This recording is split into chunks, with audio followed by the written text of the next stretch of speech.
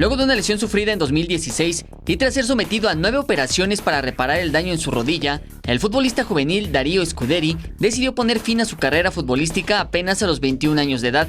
El lateral se lastimó en un encuentro con su equipo el Borussia Dortmund, rompiéndose el ligamento cruzado posterior, el ligamento lateral, el ligamento anterior y el menisco. La gimnasta mexicana Elsa García dio a conocer a través de sus redes sociales que no formará parte del representativo nacional que acudirá a los Panamericanos de Lima. Esto debido a una lesión en el talón de Aquiles de la cual no ha podido recuperarse al 100%, por lo que ha tomado la decisión de enfocarse para participar en los Juegos Olímpicos de Tokio 2020. El mexicano Juan Toscano tuvo participación con la quinteta de los Warriors de Golden State, quienes sucumbieron en su segundo partido en el inicio de la Liga de Verano de la NBA, tras caer 100-90 ante los Lakers de Los Ángeles.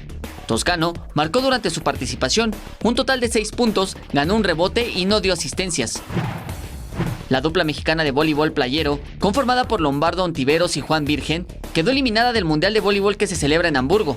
El dúo mexicano sumó su segunda derrota consecutiva, esta vez ante los alemanes, quienes doblegaron al binomio nacional por parciales de 22-20 y 21-15. Jesús Arias, 21 Noticias.